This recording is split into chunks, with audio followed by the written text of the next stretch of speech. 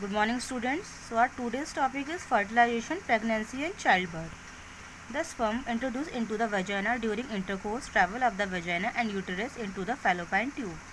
Sperm जो है वो वजाइना में जाते हैं, इंटरकोर्स के दौरान ट्रैवल करते हैं वजाइना तक, ठीक है, यूटेरस पहुँचते हैं किसकी हेल्प से, फैलोपाइन ट्यूब की हेल्प से. It is here that one of the sperm fuses with the ovum और फर्टिलाइजेशन टेक प्लेस. यहाँ पर क्या होता है, जो स्पर्म होता है वो फ्यूज़ हो जाता है ओवम के साथ और फर्टिलाइजेशन प्रोसेस होता है. The zygote does form divide repeatedly and travels through the uterus. यहाँ पे जाइगोट जो फॉर्म होता है वो डिवाइड होता है, रिपीटेडली ट्रैवल करता है यूटेरस तक. It get attach to the wall of the uterus. ये यूटेरस की जो वॉल होती है वहाँ पे अटैच हो जाता है और एम्ब्रॉय बन जाता है, यानी कि tiny baby. The cells of the embryo divide and differentiate into different types of to form tissue.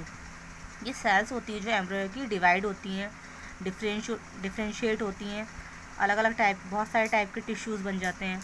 The tissue form organs and the embryo slowly take the familiar form of baby. जो tissues होते हैं इनसे मिलकर organs बनता है और जो embryo है वो धीरे धीरे क्या एक बेबी की फॉर्म में बन जाता है. This is when it is called foetus. यहाँ पर इसे क्या बोलते हैं, foetus. The wall of the uterus has a rich supply of blood vessel from which the growing embryo draws nutrition. जो वॉल होती है यूट्रस की, यहाँ पर रिच सप्लाई होती है ब्लड वेसल्स की, जिससे क्या है जो एम्ब्रॉय है उसे न्यूट्रिशन मिल जाते हैं. Nutrient and oxygen pass into the एम्ब्रॉय through a structure called placenta. जो एम्ब्रॉय को जो न्यूट्रिएंट और ऑक्सीजन मिलते हैं वो किसके थ्रू मिलते हैं, स्ट्रक्चर के थ्रू मिलते हैं जिसे हम बोलते हैं placenta. The placenta also carries waste material from the embryo into the mother blood. जो प्लेसेंटा है ये वेस्ट मटेरियल को भी कैरी करता है एम्ब्रॉय से मदर के ब्लड में.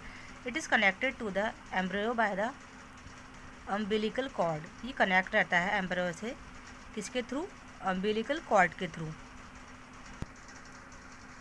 The baby grows in the mother's uterus for about 9 month. जो बेबी होता है वो मदर के यूटेरस में 9 मंथ तक ग्रो होता है. दिस पीरियड, पूरा जो पीरियड होता है उसे प्रेगनेंसी कहते हैं. Inside the uterus it is protected by a sac called amniotic sac. इस दौरान जो ये यूटेरस है ये एक सैक के थ्रू प्रोटेक्ट रहता है बेबी, जिसे बोलते हैं एमनायोटिक सैक. एक कवरिंग होती है ये. दिस सैक कंटेन, इस सैक में क्या कंटेन करता है, ये एमनायोटिक फ्लूइड होता है, लिक्विड होता है, which act like a cushion, जो कुशन की तरह होता है. When the baby is ready to be born the sac burst and the wall of the uterus goes through contraction to push them baby out through the vagina. जब baby जो है वो ready हो जाता है बॉर्न होने के लिए तो ये सैक जो है वो फट जाता है, बस्ट हो जाता है, और जो वॉल होती है ना यूटेरस की उसमें कॉन्ट्रैक्शन होने लगता है, तो बेबी को जो है वेजाइना के थ्रू बाहर पुश करता है. Twins usually only one ovum is produce at a time. एक बार में सिर्फ एक ओवम ही प्रोड्यूस होता है. So only one baby is born, तो एक ही बेबी बॉर्न होता है. Sometimes however 2 ova happens to mature. कभी कभी ऐसा होता है कि 2 ओवर जो है एकदम से मैच्योर हो जाते हैं और release at the same time, और एक ही टाइम पर रिलीज हो जाते हैं. They are fertilize by 2 sperm. ये 2 स्पर्म के थ्रू फर्टिलाइज हो जाते हैं which result in the birth of twin. और इसी की वजह से जो है ट्विंस होते हैं, मतलब 2 babies. Twins born this way are called fraternal और नॉन आइडेंटिकल ट्विंस. इस तरीके से जो ट्विंस होने वाले फ्रैटर्नल या नॉन आइडेंटिकल ट्विंस कहा जाता है. It can be also happen that the fertilize egg divide into 2. ये ऐसा इसलिए होता है क्योंकि जो फर्टिलाइज एग होते हैं वो 2 में डिवाइड हो जाते हैं. This leads to the birth of the identical twins. इस वजह से जो है ट्विंस बेबी होते हैं, आइडेंटिकल ट्विंस होते हैं, मतलब एक जैसे. Identical twins look almost like copies of each other. जो आइडेंटिकल ट्विंस होते हैं वो एक दूसरे की कॉपी होते हैं, मतलब बहुत सेम होते हैं, and are of the same sex और सेम ही जेंडर के होते हैं. Fraternal twins are as similar as any other sibling. जो फ्रैटर्नल ट्विंस है वो अदर सिबलिंग्स की तरह होते हैं and need not to be of the same sex, मतलब उनका जरूरी नहीं कि जेंडर भी दोनों का सेम ही हो.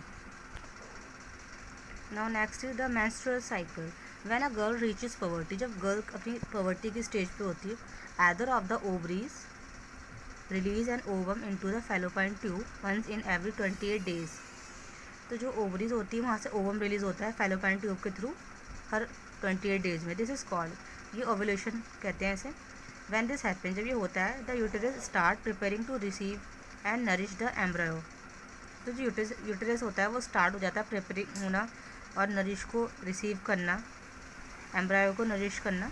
its wall get thicken with an increased supply of blood। तो जो उसकी वॉल होती है वो थिक हो जाती है क्योंकि ब्लड की सप्लाई जो है बढ़ जाती है। If the ovum does not get fertilize, ovum अगर फर्टिलाइज नहीं होता, it is expelled through the vagina, ये वेजाइना के थ्रू एक्सपेल्ड हो जाता है। And together with it is expelled the lining of the uterus and blood, और इसके थ्रू जो लाइनिंग होती है यूटरस की और जो ब्लड है वो भी एक्सपेल्ड हो जाता है। दिस इज़ कॉल्ड, इसे बोलते हैं menstruation. The entire process of ovulation, thickening of the uterine wall and menstruation is called a menstrual cycle. ये जो पूरा प्रोसेस होता है ओवुलेशन का, uterus thickening of the uterine wall और जो मेंस्ट्रुएशन, ये पूरा प्रोसेस मेंस्ट्रुअल साइकिल हम इसे कहते हैं। This is usually a 28 day cycle, ये 28 डे की एक साइकिल होती है, मतलब ये रिपीट होती रहती है हर 28 डेज बाद। Now secondary sexual character, many physical and emotional changes occur in boys and girls around the age when they attend poverty.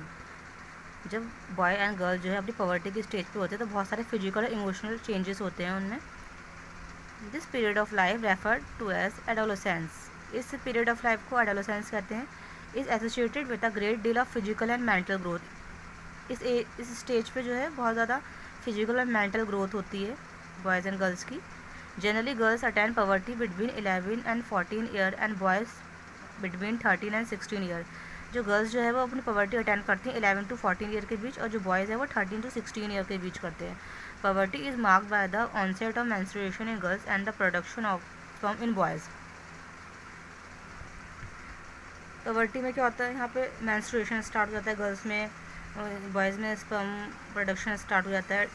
It is also associated with several external physical change, इसमें बहुत सारे external physical change भी होते हैं, जैसे secondary sexual characters होते हैं।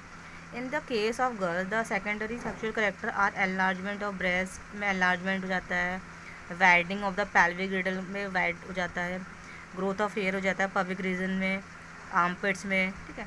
In the case of boys the characters are deepening of the voice cause the enlargement of the larynx, जो बॉयज़ में जो है वो जो वॉइस बॉक्स होता है लैनिक्स वो एनलार्ज हो जाता है, ग्रोथ ऑफ हायर फेस पे हेयर आ जाते हैं, पब्लिक रीजन एंड आर्मपिट्स में हेयर आ जाते हैं, enlargement of the penis and scrotum में इलार्जमेंट हो जाता है, and increase in the muscle mass, और मसल्स में भी इंक्रीज हो जाता है। what causes the body to go through these changes, this is what we will discuss in the next section। तो ये जो चेंजेस होते हैं ये किस किस किस वजह से होते हैं, तो ये सब हम नेक्स्ट सेक्शन में डिस्कस करेंगे। ओके।